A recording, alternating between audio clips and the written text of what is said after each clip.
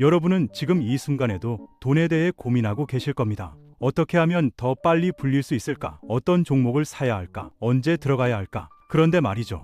정작 중요한 건 이런 질문들이 아닙니다. 오늘 제가 드릴 이야기는 여러분이 지금까지 알고 있던 투자 상식을 완전히 뒤집을 수도 있습니다.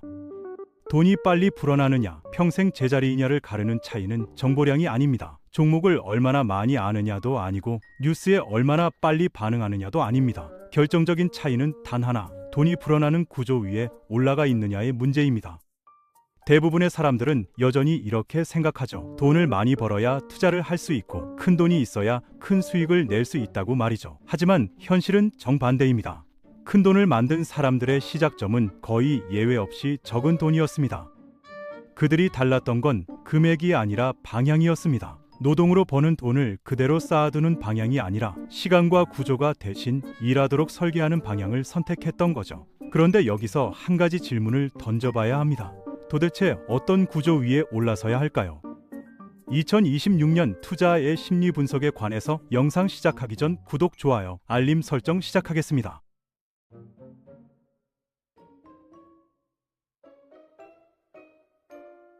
돈에는 두 가지 속성이 있습니다. 하나는 직접 움직여야만 늘어나는 돈이고 다른 하나는 가만히 놔둬도 구조 안에서 스스로 커지는 돈입니다. 문제는 대부분의 사람들이 첫 번째 돈에만 매달린다는 점입니다. 시간을 팔아서 돈을 벌고 그 돈을 다시 소비로 흘려보내는 구조에 갇혀 있습니다. 이 구조에서는 아무리 노력해도 속도가 붙지 않습니다.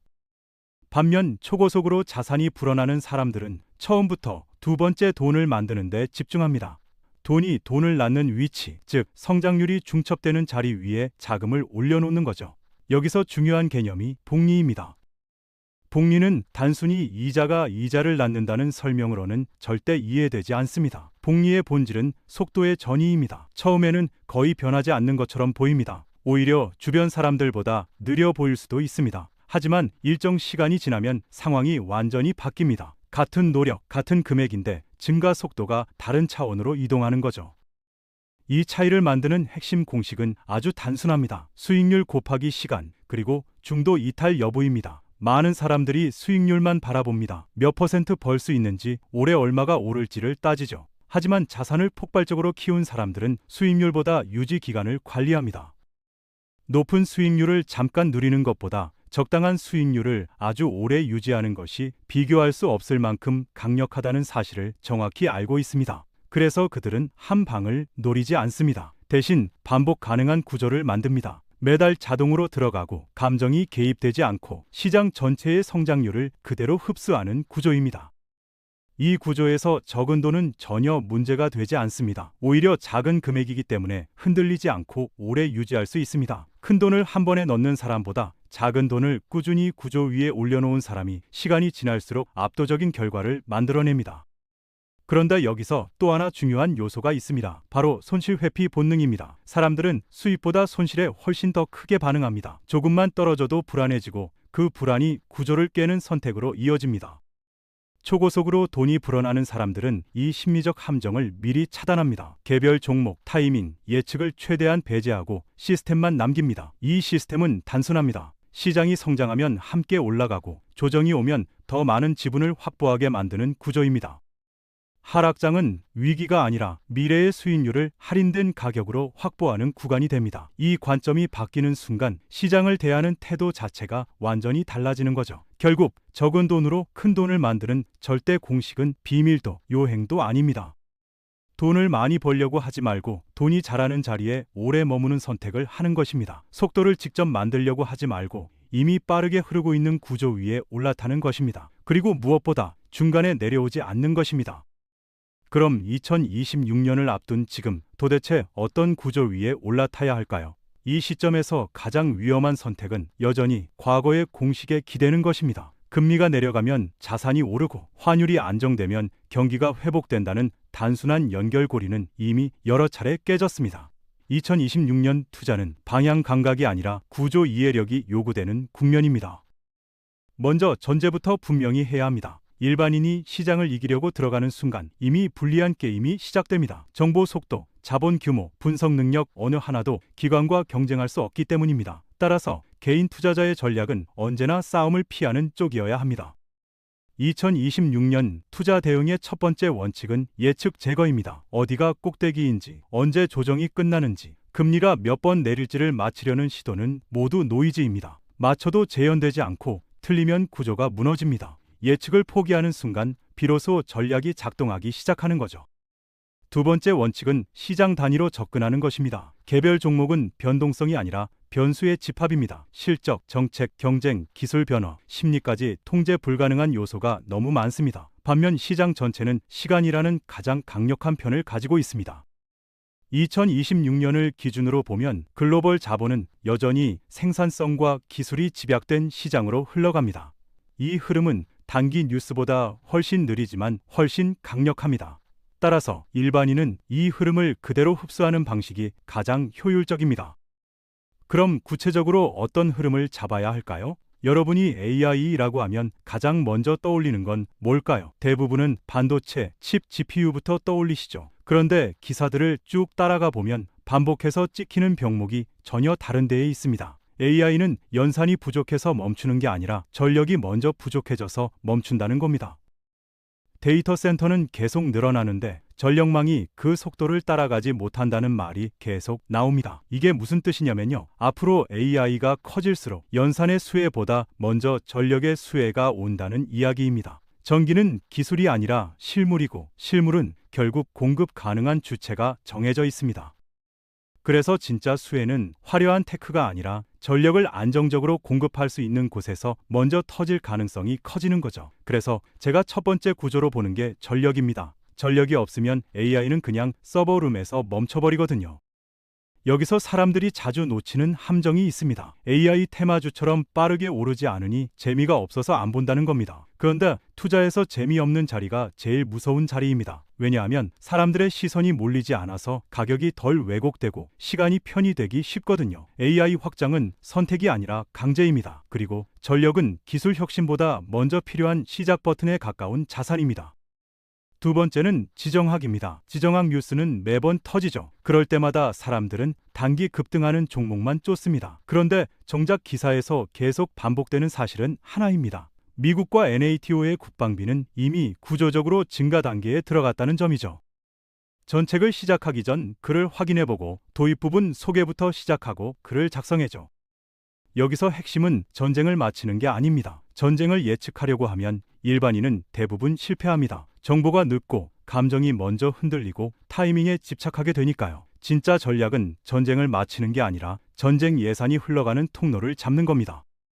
국방비는 경기와 무관하게 집행됩니다. 그리고 계약은 한번 체결되면 뉴스 한두 번으로 쉽게 취소되지 않는 구조가 많습니다. 이게 왜 중요하냐면요. 이건 이미 결정된 미래 현금 흐름에 가깝기 때문입니다. 화려한 성장주는 아니어서 관심이 덜하지만 그만큼 장기 보유 구조로 설계하기가 좋습니다.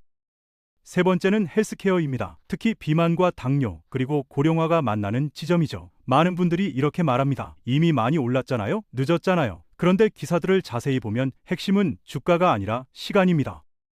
비만, 당뇨 치료제는 한번 쓰고 끝나는 소비가 아닙니다. 수년, 수십 년간 이어지는 관리입니다. 보험과 국가 의료 시스템에 편입되면 이건 유행이 아니라 구조가 됩니다. 사람은 AI를 안 써도 살 수 있지만 건강관리를 포기하고 살기는 어렵죠.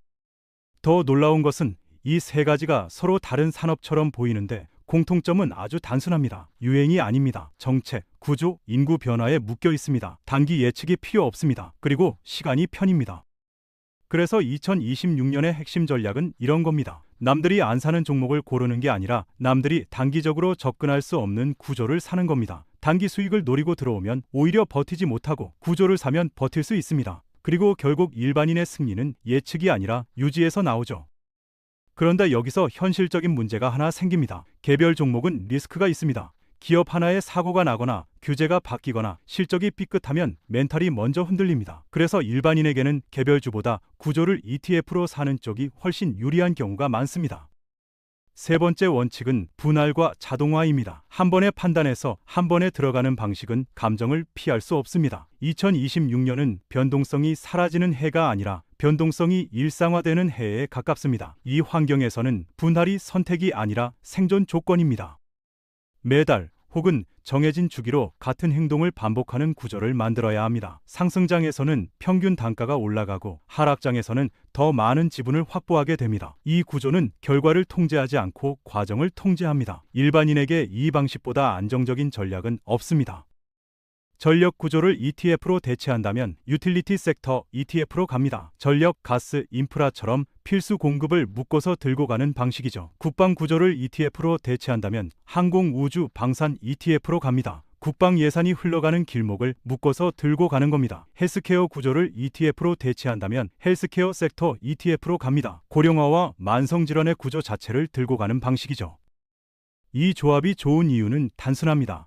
서로 다른 경기 사이클을 갖고 있어서 동시에 무너질 확률이 낮습니다. 그리고 무엇보다 장기 유지에 최적화되어 있습니다. 우리는 단기 천재가 아니라 장기 생존자가 되어야 하니까요.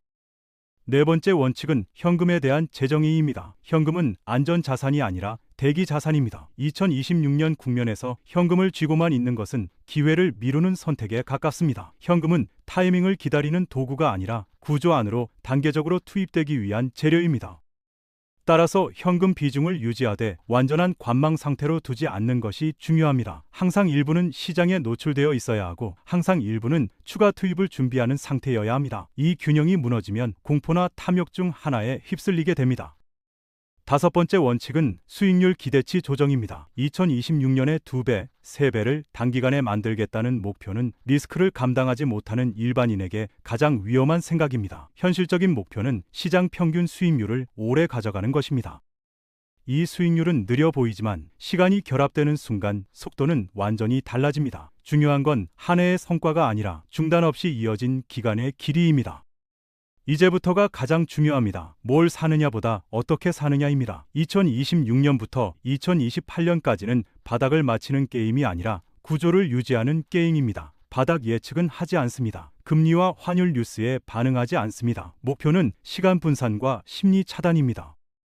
비중은 예시로 이렇게 잡을 수 있습니다. 전력 ETF를 한 축으로, 헬스케어 ETF를 한 축으로, 방산 ETF를 한 축으로 둡니다. 전력과 헬스케어는 비교적 안정적인 기둥 역할, 방산은 지정학적 리스크의 구조적 해지 역할로 배치하는 느낌이죠. 중요한 건 비중 숫자 자체가 아니라 이 세 축이 서로 다른 이유로 존재해야 한다는 겁니다. 2026년은 진입기입니다. 목표는 딱 하나, 시장에 발을 올려놓는 겁니다. 매달 동일 금액을 자동으로 매수합니다. 하락이 오면 어떡하냐고요? 금액을 유지합니다. 늘리지도 줄이지도 않습니다. 왜냐하면 2026년은 변동성이 잦을 가능성이 높고 방향을 맞추기보다 포지션을 확보하는 게 더 중요하기 때문입니다. 여기서 많은 분들이 실수합니다. 떨어지면 무서워서 멈추고 오르면 아깝다고 더 넣고 싶어지죠. 그 순간부터 투자는 시스템이 아니라 감정이 됩니다. 그러면 2026년은 버티지 못합니다. 2027년은 가속기입니다. 기존의 자동 매수는 그대로 유지합니다. 그리고 딱 한 가지 규칙만 추가합니다. 급락 구간이 왔을 때 한 번만 추가 매수합니다. 여러 번 하지 않습니다. 왜냐하면 추가 매수를 여러 번 하려는 순간 또 바닥 맞추기 게임으로 돌아가기 때문입니다. 추가 매수는 공포 구간에서만 제한적으로 딱 한 번. 이 규칙이 있으면 하락이 공포가 아니라 기회가 됩니다. 그리고 이 시점부터 복리의 체감이 조금씩 나오기 시작합니다. 느리지만 확실하게요. 2028년은 유지기입니다. 이때 목표는 수익이 아니라 팔 생각을 지우는 단계입니다. 신규 비중 확대를 무리하게 하지 않습니다. 연 1회 리밸런싱만 합니다. 왜냐하면 이때부터는 수익률이 아니라 유지 기간이 핵심이기 때문입니다. 여섯 번째 원칙은 심리 관리입니다. 2026년에도 뉴스는 계속 위기를 말할 것이고 시장은 반복적으로 흔들릴 것입니다. 이때 흔들리지 않기 위해 필요한 것은 의지가 아니라 구조입니다. 내가 왜 이 자산을 보유하고 있는지, 어떤 조건에서 추가하고 어떤 조건에서도 팔지 않는지, 이 기준이 사전에 정리되어 있어야 합니다. 기준 없는 투자는 언제나 감정에 의해 종료됩니다. 그리고 마지막으로 여러분이 제일 원하시는 기준을 드리겠습니다. 절대 팔지 않는 기준표입니다. 이 기준을 하나도 충족하지 않으면 매도 금지입니다. 주가가 20%에서 30% 떨어졌다. 이건 정상 변동입니다. 뉴스에서 거품이다, 위기다. 이건 소음입니다. 금리가 인하했다, 동결했다, 인상했다. 이것도 구조와 직접 관련이 없는 경우가 대부분입니다. 단기 수익 실현 욕구가 올라온다. 이건 감정 신호입니다. 다른 종목이 급등했다는 소식이 들린다. 이건 비교 오류입니다. 그럼 도대체 언제 팔 수 있느냐고요? 매도를 검토할 수 있는 조건은 아주 제한적입니다. 전력 수요의 구조 자체가 붕괴해서 데이터 센터와 AI 증설이 장기적으로 축소된다. 이런 급의 변화가 있어야 합니다. 미국과 NATO의 국방비가 구조적으로 축소되고 지정학 리스크가 장기적으로 소멸한다. 이런 급의 변화가 있어야 합니다. 고령화와 만성질환 치료 수요가 장기적으로 감소한다. 이건 현실적으로 가능성이 낮지만 어쨌든 구조 변화가 있어야 합니다. 그리고 ETF 자체가 추적 지수를 바꾸거나 운용 구조가 훼손되는 경우 이건 매도 검토 대상입니다. 즉, 가격이 아니라 구조가 무너질 때만 팔 수 있습니다. 가격은 흔들려도 구조는 유지되는 경우가 훨씬 많거든요. 그래서 이 전략은 한 문장으로 정리됩니다. 나는 종목을 산 게 아닙니다. 시간이 돈을 키워주는 구조를 산 겁니다.